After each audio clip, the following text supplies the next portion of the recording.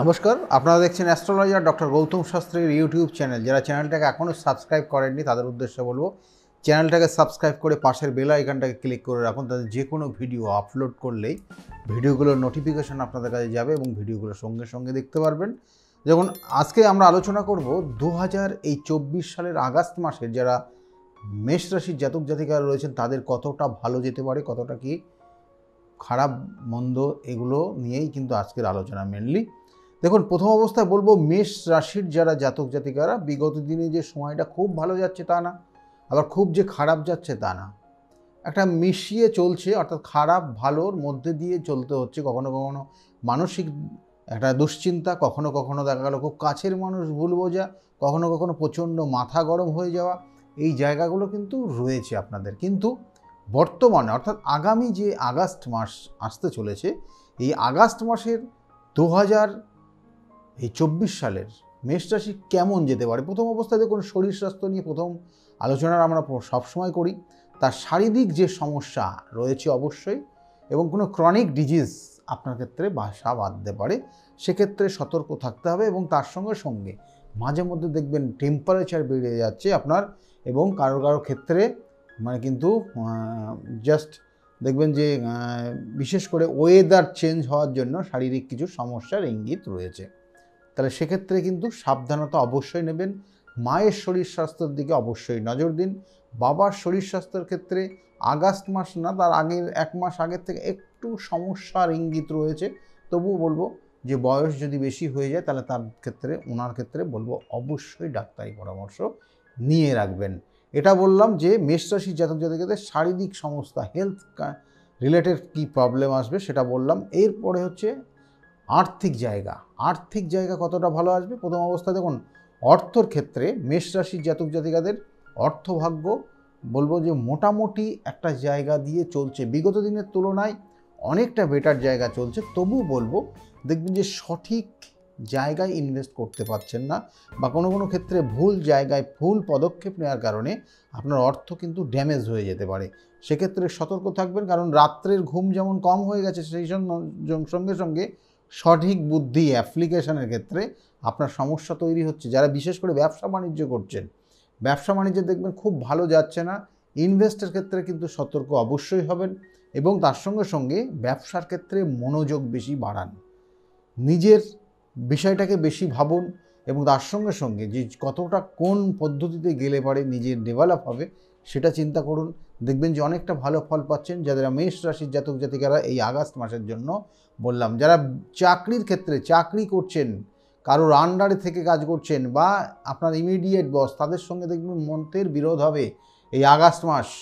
সেই জন্য সেক্ষেত্রে কিন্তু অবশ্যই সতর্ক থাকবেন, না হলে কিন্তু কর্মক্ষেত্রের পরিবর্তন পর্যন্ত হয়ে যেতে পারে।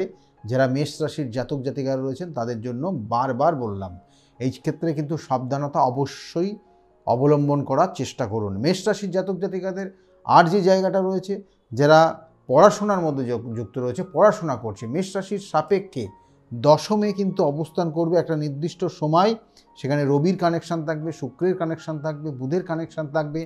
এই যে কানেকশানগুলো চতুর্থ ভাব, সেক্ষেত্রে পড়াশোনার জায়গা দেয়। তাহলে সেই জায়গাটার কিন্তু অনেকটা পাওয়ারফুল থাকবে, কিন্তু মাঝে মধ্যে কিন্তু একটু ফ্লাকচুয়েট জায়গা কিন্তু রয়েছে। কিন্তু সেই জায়গাটা নিজেকে একটু কেয়ার নিলেই জায়গাটা ভালো হবে। পড়াশোনা এবং হায়ার এডুকেশনের জায়গা রয়েছে। কম্পিটিটিভ যারা এক্সাম দিচ্ছে তাদের ক্ষেত্রেও কিন্তু এই আগস্ট মাস মেষ রাশির জাতক জাতিকাদের নো ডাউট খুব শুভ কানেকশান এখানে কিন্তু পাচ্ছে কম্পিটিটিভ এক্সামগুলোর জন্য।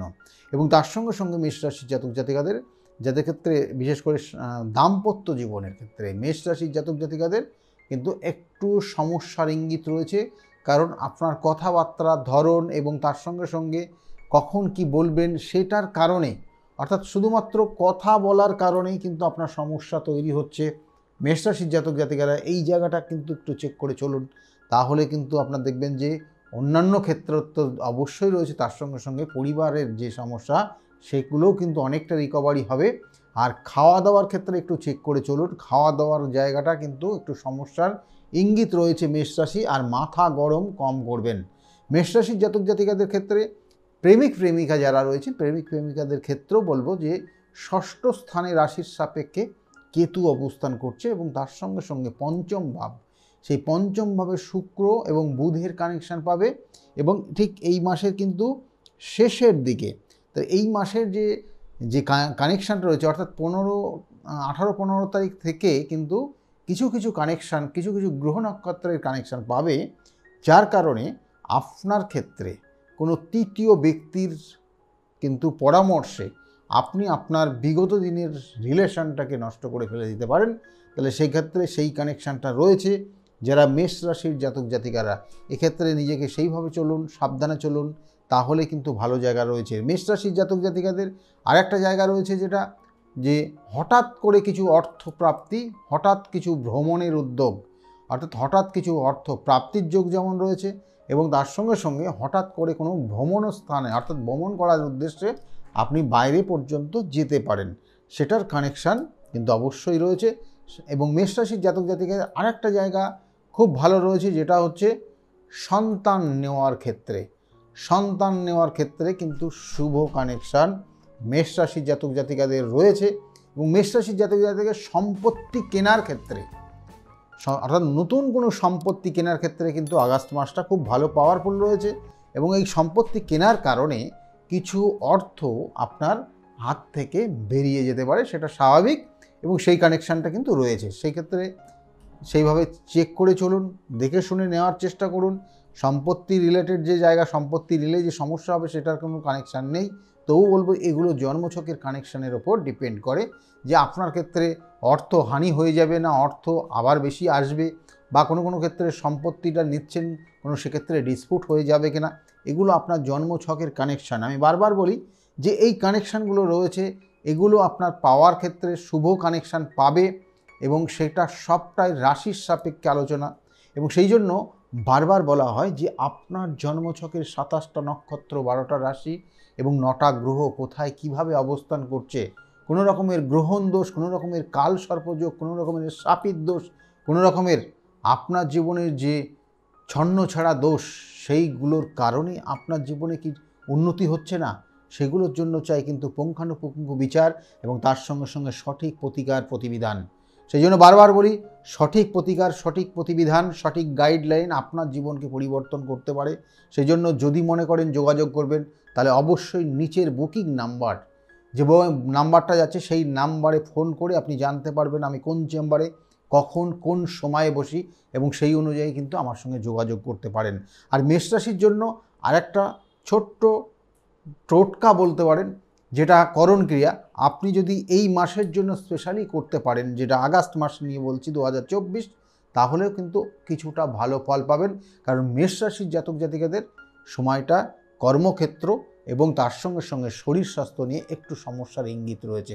তার জন্য আপনি করবেন কি, হনুমান চল্লিশা প্রত্যেক মঙ্গলবারের দিন পাঠ করার চেষ্টা করুন, ভালো থাকতে পারবেন। এবং তার সঙ্গে সঙ্গে কোনো দুস্থ মানুষকে, যারা চাকরি করছেন বা কোনো কর্মস্থানে যাচ্ছেন, কোনো উদ্দেশ্য নিয়ে কোথাও যাচ্ছেন, সেই মুহূর্তে কোনো ব্যক্তি আপনার কাছে সাহায্যের জন্য আসলে পারে, আপনার সমর্থন মতো একজন ওই প্রথম ব্যক্তিকেই দান করে আপনি চলে যান এবং দেখবেন যে অনেকটা ভালো ফল পাচ্ছেন। যাই হোক, আজকে যে বিষয়গুলো আলোচনা করলাম যদি ভালো লাগে তাহলে অবশ্যই লাইক এবং শেয়ার করতে ভুলবেন না। এবং যারা অলরেডি চ্যানেলটাকে সাবস্ক্রাইব করেছেন তাদেরকে অসংখ্য অসংখ্য ধন্যবাদ আমাদের সঙ্গে থাকার জন্য।